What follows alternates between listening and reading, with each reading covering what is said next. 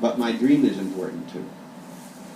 After all, God wants me to fulfill my dream. Isn't that the whole purpose of the earth? That by living here and serving God, I can fulfill my dream.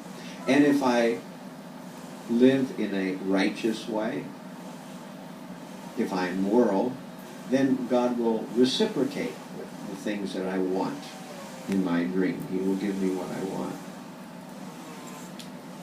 And most people never stop to think that this is second-class religion. It is religion, but it's second class. We are not here to do business with God. We are actually there to serve God. You can do business with God if you want. But you will never be happy. And you will never feel fulfilled. Because the only people who actually feel fulfilled are those who are struggling to give everything to God. And yes, it can be done. It can be done in Kali Yuga. It can be done in 2014. It can be done in 2015. It can be done in 2020. It can be done at any time in any place. But it will not happen accidentally. It will not happen automatically. It will only happen if you make that your dream. If gradually you recognize that whatever other dream or dreams that you might have are not really very important. And gradually you push them out of the center of your life and you bring Krishna into the center of your life. Unless you're willing to do that, you will never know real happiness. You will never know real fulfillment or satisfaction. And you will be always adrift in a confusing world that never quite makes sense. So, if you want real happiness, if you want real fulfillment, if you want real knowledge of this world, you have to make Krishna not just something that you do, but you have to make God everything that you do. And all the religions talk about it. But who's doing it? Not very many people. It's not happening accidentally. It won't happen by just attending a program once a week or once a year. It happens by doing something every day for God. And doing something every day for God can happen easily. But it will have to happen by constant application. So we call that sadhana bhakti. So we know that right now we maybe even can legitimately recognize in our minds that we should have God or Krishna at the very center of our lives.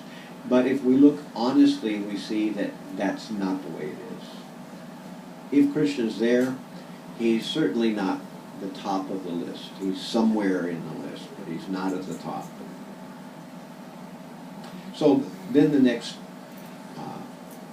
idea has to be, how do I make him the top of the list? And that answer is sadhana bhakti, by daily application of refocusing our consciousness on Krishna. Every day we try to refocus our consciousness on Krishna. And then it'll slip away again, and then we'll refocus it, and then it'll slip away again, and then we'll refocus. And we'll keep refocusing.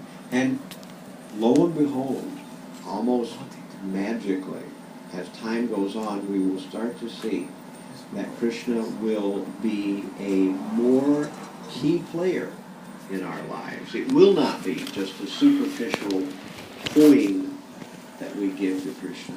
It'll be our whole life. It will be our whole soul. It will not just be some token.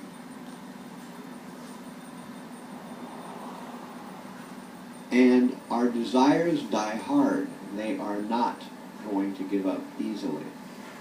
But if we keep refocusing ourselves on the Supreme, if we try to struggle to add more time and energy to pleasing the Supreme, then by degrees our whole life will change, our consciousness will change.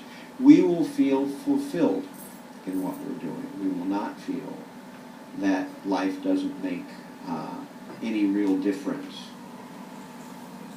Sometimes people feel so adrift, they feel things so meaningless that they commit suicide. So, such a feeling only comes from the fact that one has made no effort whatsoever to connect with the real purpose of life, with Krishna. If one is making an effort to connect with Krishna, you may not be doing it very well. You may not be very advanced in connecting. But because you're trying, you feel life has meaning. You have this hope that as time goes on, that you will become more purified, you will have a deep realization of God. And you'll see that over the years, that your preoccupation with these various cardboard dreams that we see the media giving everybody some kind of impetus for. All these dreams that people talk about, these dreams that we see in television and the movies and in newspapers and magazines and on the internet, all these material dreams are in fact just dreams. But learning to put Krishna in the center is not a dream. It's the only thing that is not a dream. It's the only thing that is actually real. So, in 1965, A.C. Bhaktivedanta Swami, he left India, and he took a freight liner to, first he went to Boston, and then he wound up in Brooklyn. He got off the boat, and he met a man there that had been sent by a friend, and that friend took Prabhupada to Port Authority, and there he went to get a bus, and that bus took Prabhupada to Butler, Pennsylvania. And Prabhupada was in Butler, Pennsylvania for 1 month. But he realized that he was not going to start a movement in Butler, Pennsylvania, so he wanted to come back to New York City. And about 1 month after first coming to America and going to Butler, Pennsylvania, Prabhupada again was on the streets of New York City. And he began to explain the process of sadhana bhakti. He did not create a new process. He did not come up with a new plan. He simply explained the very same thing that the teachers that he learned from explained to him. And so we are not coming up with a new plan, a new philosophy. We are just giving people the same philosophy that was given to us. And that philosophy is that in the age of Kali Yuga, the best way to get out of this difficult age with all of its quarreling, this difficult age and all of its anxiety, this age and all of its confusion, the best way to get out is to engage in Harinam Sankirtan, so chanting the holy name. So sometimes we chant musically, using mridangos and kartals and harmonium. We did that today. But actually, we find that some 500 years ago, 550 years ago, Lord Chaitanya came, and he made it very plain that we should chant on beads, or we should chant a certain quantity of repetitions of the holy name. So, probably most of you know the mantra, but the mantra is Hare Krishna, Krishna Krishna, Hare Hare, Hare Rama, Rama Rama, Hare Hare. Again, Hare Krishna, Krishna Krishna, Hare Hare, Hare Rama, Rama Rama,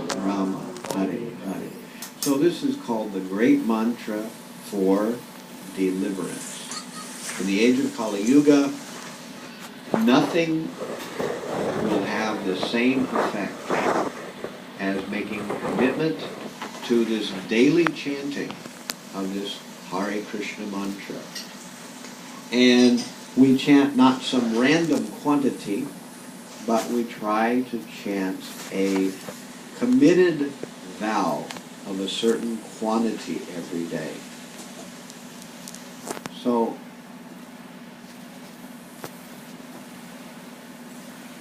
Lord Chaitanya, when he taught the chanting, he taught this mantra, and he taught that one should chant 300,000 names of Krishna every day. 300,000.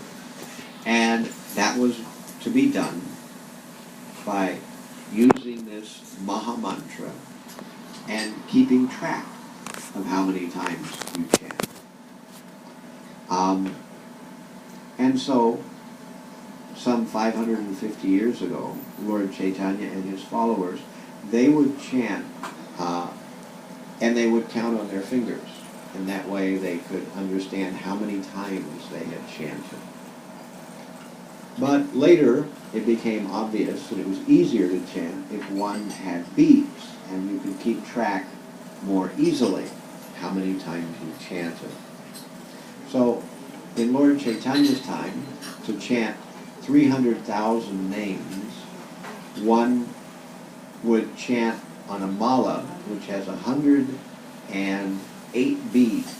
So each bead represents one full mantra: Hare Krishna, Krishna Krishna, Hare Hare, Hare Rama, Rama Rama, Hare Hare. So each bead represents one full mantra. And one full mantra has 16 names of God in it. So there's 16 names in one mantra. And then we chant 108 times the 16. And then we do that 16 times. In Lord Chaitanya's time, they did it 64 times, which means they chanted 4 times as much as we chant today. So A.C. Bhaktivedanta, he discovered and he explained his practical process of following this prescription of chanting at least 16 rounds every day. And so you get beads, you learn this mantra, Hare Krishna, Krishna Krishna, Hare Hare, Hare Rama, Rama Rama, Hare Hare. And you try to chant it without your mind dragging you somewhere else. That's the difficult part. You can say the mantra, that's not so difficult. But to say the mantra and keep your mind from roaming over something else, to focus on your own voice, saying this mantra, that's not easy.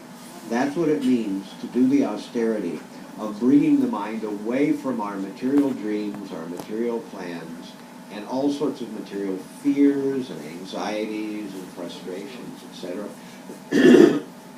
While we're chanting, we're going to push all these away, and we are just going to hear Krishna's name. And then gradually we'll build up to the point where we are chanting 16 times 108 of these mantras every day, which takes about 2 to 3 hours to do. And people right away will say, oh, well, that's too much time. Oh, that's too difficult. I don't have time for that. So we suggest you gradually build up to the point where you can chant that much every day. Otherwise, then just go chase your material dream. And at the end of life, you will see that life has gone through your fingers. You didn't really live. You didn't really experience anything. Your name is now getting ready to be put on a casket or on some urn somewhere where the ashes will be put. Your reputation will be a historical reputation. Your money will be inherited by somebody else.